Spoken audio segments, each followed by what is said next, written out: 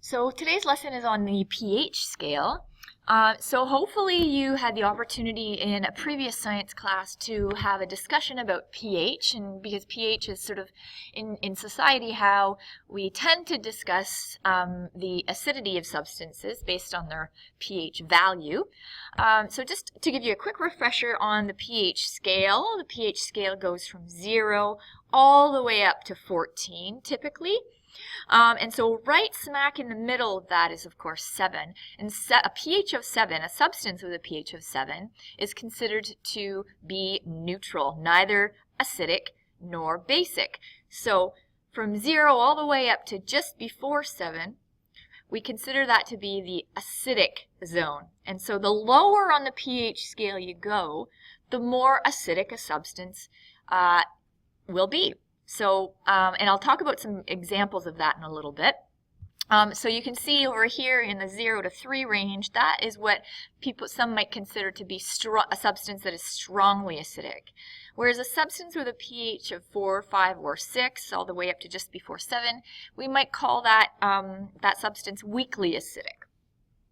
Now over here beyond 7, beyond a pH of 7, so 8 to 14 roughly, that is where the bases exist. The pH of bases will be between 8 and 14, or just higher than 7 and 14, up to 14.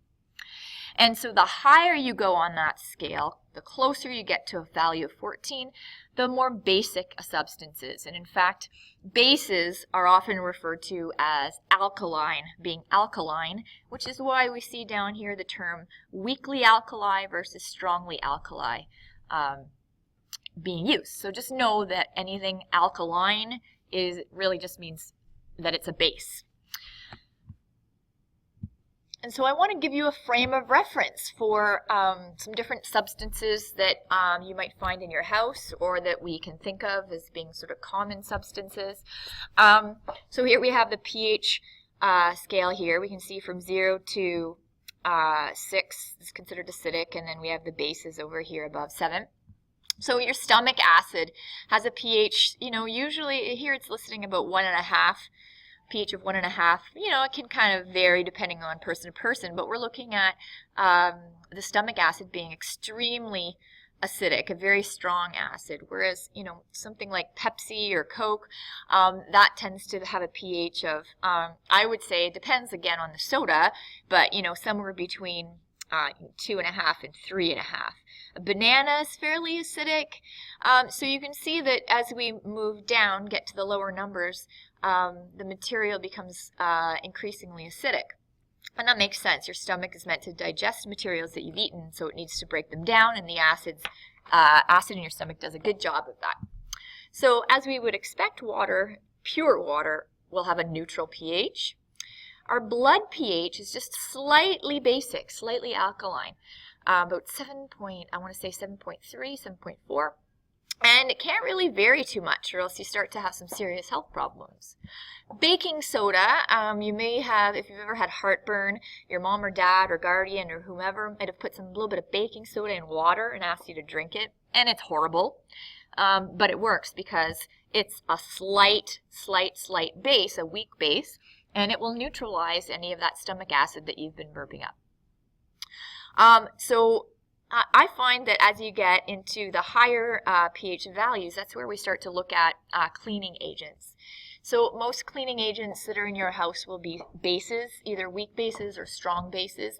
Ammonia depends on the concentration of that ammonia, but tends to be around 11 or 12 in terms of its pH value. Something like Drano, which is meant to, dissolve hairballs in your drain and other materials, that tends to be over here in the 14 range. And so the reason that we use bases and not acids to clean in our house, and particularly in drains, is that acids react with metals, whereas bases do not. And so if you have metal pipes, you don't want to put an acid down it because it will disintegrate your pipe, but a base won't do that. It'll just simply dissolve whatever organic material is in your drain. So this is a bit of a frame of reference to let you know what the pH values are of some common items, and there are several other lists online that you're welcome to look up if you're curious. And so now I think we're ready, that we've talked about some background, we're ready to get into the calculations associated with pH. So we look at these numbers and we say 1, 2, 3, 4, 5, all the way up to 14. But we know that from one pH value to the next, there's one difference. But what does that mean in terms of the hydrogen ion concentration, right? So we know that acids, of course, are going to have higher concentrations of hydrogen ions, whereas bases tend not to. And as it turns out, if you were to compare one pH level to another, every time you jump from one level to another, we're talking about a difference of 10. So in other words, if I compare something of a substance with a pH value of 2 versus a substance with a pH value of 1, the substance with a pH of 1 is going to be 10 times more acidic than the substance with the pH of 2. And likewise, if I were to go over here into the basic zone, if I'm talking about a substance with a pH of 9 versus 10, well, the substance with a pH of 10 is 10 times less acidic compared to the substance with a pH of 9. So every time we make a jump from one pH level to the next, we're talking about a 10-fold difference in the hydrogen ion concentration, and so on and so forth. So let's take a look at a typical question that might be asked of you in relation to pH and the pH scale. So this question is asking, what change in hydrogen ion concentration? And so see these square brackets here. Anytime you see square brackets around a chemical formula, the square brackets represent concentration. So in this case, I'm talking about hydrogen ion concentration. So what change in hydrogen ion concentration would be experienced if a solution with a pH of 6, okay, so acidic, is diluted so that the new solution has a pH of 8? All right, so let me explain how to tackle this, and you may already have some ideas. So I'm starting over here at a pH of 6, and I have to make the jump from 6 to 7 and then to 8. And so I often get answers at this point based on knowing that there are two jumps of 10-fold jumps. And so often people will say, well, it must be 20. Well, no, because every time you're making a jump from one pH level to the next, you're multiplying by a factor of 10. So in this case, I'm actually going to have to multiply these values of 10. So 10 times 10. So going from 6 to a pH of 8, right? That is 100 times difference. So let's look at the question again to make sure I'm answering it properly. It says, what change in hydrogen ion concentration would be experienced if something is diluted so that the new solution has a pH of 8? Well, it's not going to be 100 times more acidic. It's going to be 100 times less acidic. Okay? So the hydrogen ion concentration will go down, will decrease by 100 times. If you have any questions about that, make sure that you send me an email or you remember it for tomorrow and we can discuss. So if I were to ask you, well, what would be the increase in acidity if if the hydrogen ion concentration changes the pH from a pH 4, let's say, to a pH of 1? Well, that is 1, 2, 3 factors of 10. So that would mean a 1,000-fold increase in acidity. And so the fact that each change in pH value represents a 10-fold difference, that enabled us to come up with a good formula to interrelator to make interchangeable hydrogen ion concentration and pH value, so that if I know the pH value, I can calculate the hydrogen ion concentration.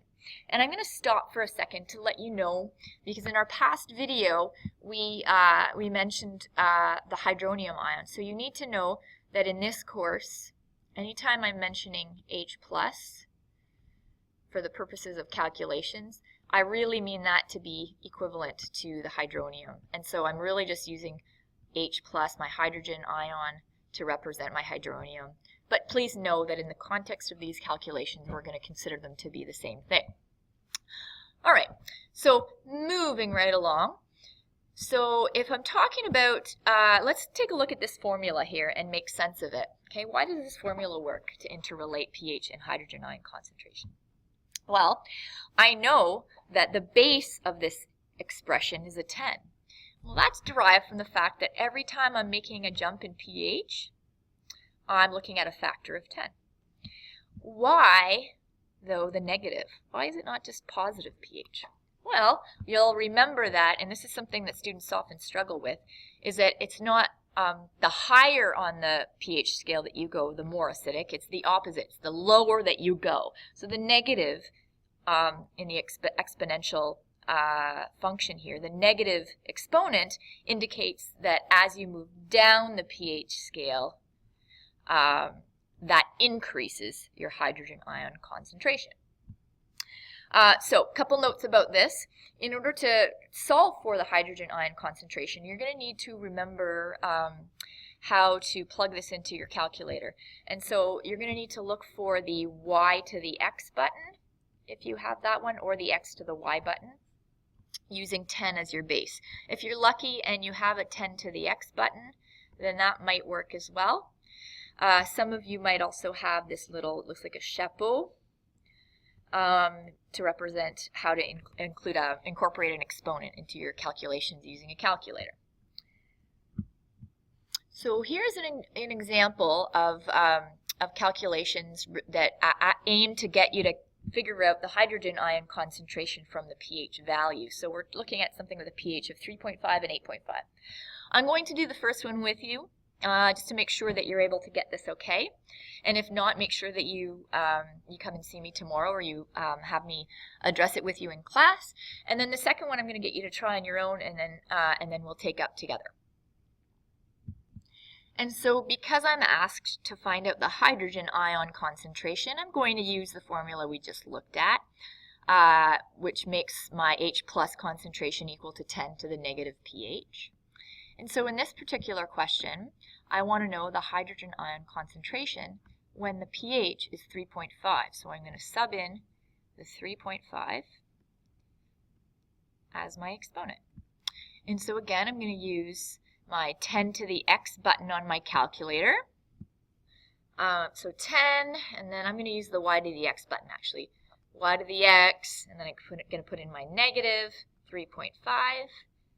And what I get is like a 0.00031.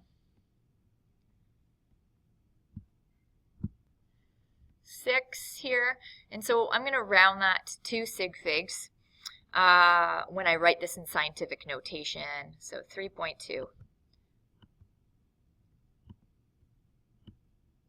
times 10 to the power of negative 4.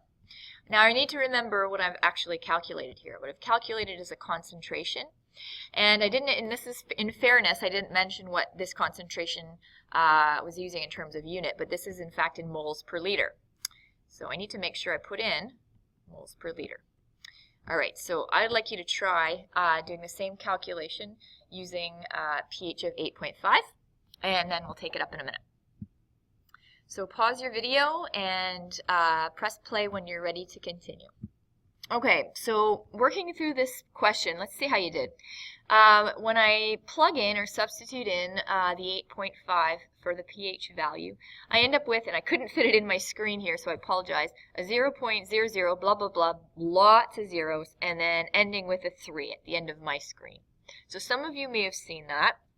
And I want to tell you that we need to be careful when we're looking at pH values that are in the alkaline range, because sometimes the concentration of hydrogen ion is so small that there's too many zeros to fit on our screen on the calculator. And that's when it's very important that you switch to scientific mode, because when you switch to scientific mode, then all of the values after this 3 will actually show up.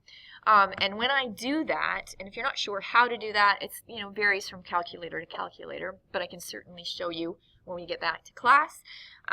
What I end up getting is actually rounding to 2 sig figs, 3.2 times 10 to the power of -9. So you may have seen 3.16, blah, blah, blah, okay, to the -9, if your calculator just automatically went into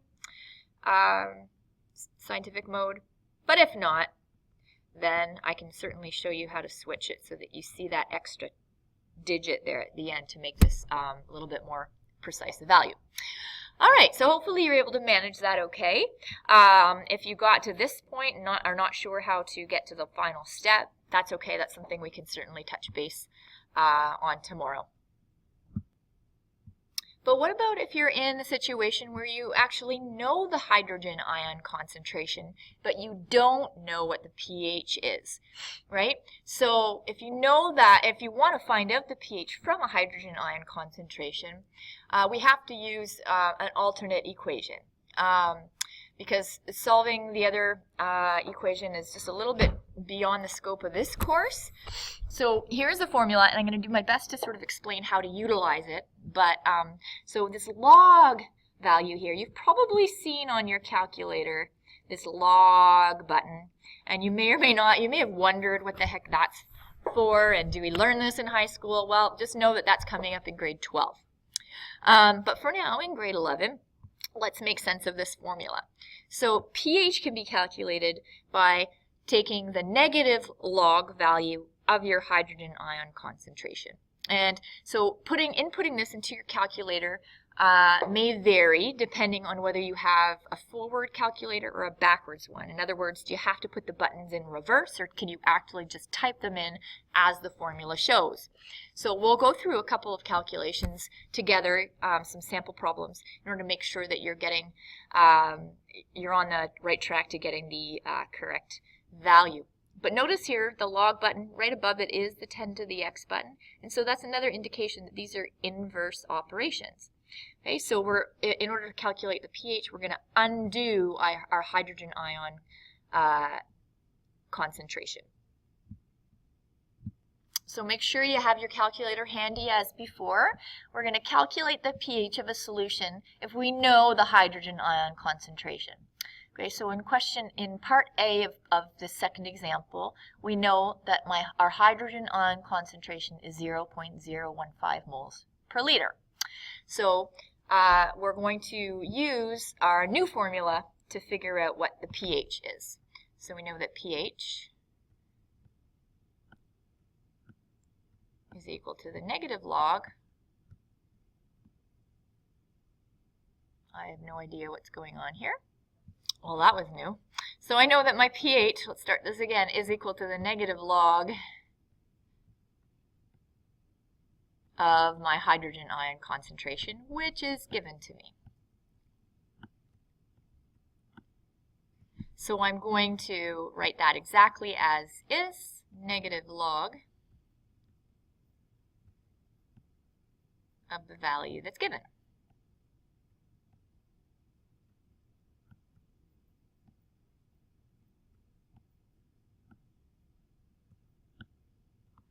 Okay, so again, now is where the tricky part comes in, and you'll know right away if your calculator is a forward or a backwards one. If you're ever doing any trigonometry, if you know that you have to put, if it's sine of 25 degrees and you have to put the 25 first and then sine, then you have a backwards calculator. But if you can put it in, type it in exactly like as it's written, sine 25 and then equals, then you know you have a forward calculator. So my calculator is a forward one, and so I'm actually going to type that in as is. So negative log